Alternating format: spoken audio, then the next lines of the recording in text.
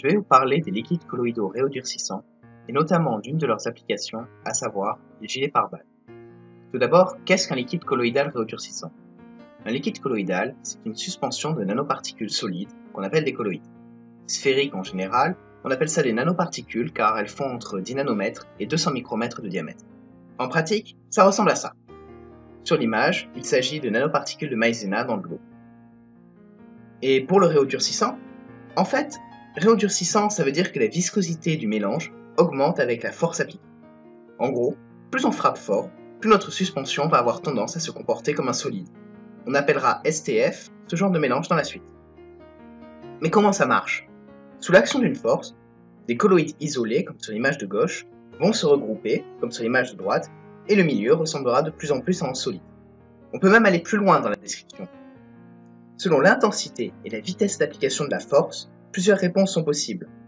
Pour une force peu intense, lente, on aura un comportement liquide, un projectile va s'enfoncer. Pour une force intense et brève, on aura un comportement plus proche d'un solide. Ici, une boule de pétanque lâchée de 1 mètre a fracturé notre suspension.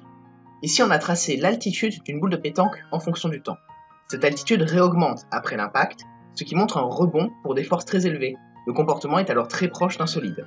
Mais au final, à quoi ça sert? On peut essayer de renforcer des matériaux avec ces liquides. Ces liquides sont souples quand la contrainte est faible et lente, rigides quand l'impact est brutal.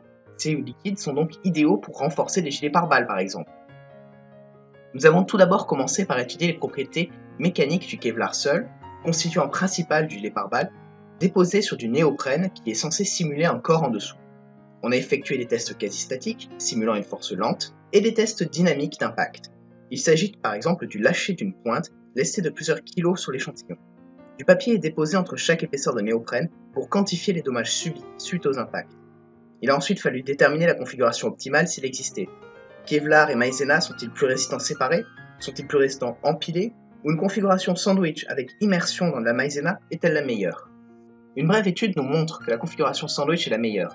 C'est celle qui présente la plus faible profondeur d'enfoncement lorsqu'on lâche une pointe lestée de 3 kg sur notre échantillon.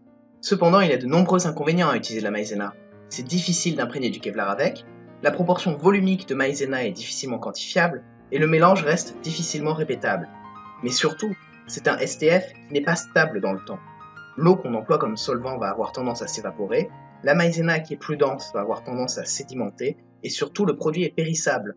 Toutes ces données font qu'au final c'est très compliqué d'utiliser de la maïzena, surtout pour une application industrielle. Une bonne idée serait alors d'utiliser un autre fluide qui présente les mêmes propriétés, de la silice dans du PEG par exemple. Les deux produits sont alors stables dans le temps et les nanoparticules de silice peuvent facilement être caractérisées et synthétisées. Voici 3 courbes qu'on obtient en régime quasi-statique. On remarque que les comportements pour des forces faibles restent très similaires. 2 courbes ont été tracées pour des concentrations en silice différentes, la troisième représente le Kevlar seul. La bonne superposition des courbes montre que justement le mélange garde en souplesse. Ces courbes-ci ont été tracées pour évaluer justement les dommages subis par le néoprène en fonction du nombre d'épaisseurs des Kevlar imprégnés ou non. Pour le Kevlar imprégné, la résistance est globalement meilleure, les papiers sont endommagés moins vite, c'est-à-dire qu'il faut une force plus conséquente pour réussir à percer les épaisseurs de Kevlar et de néoprène.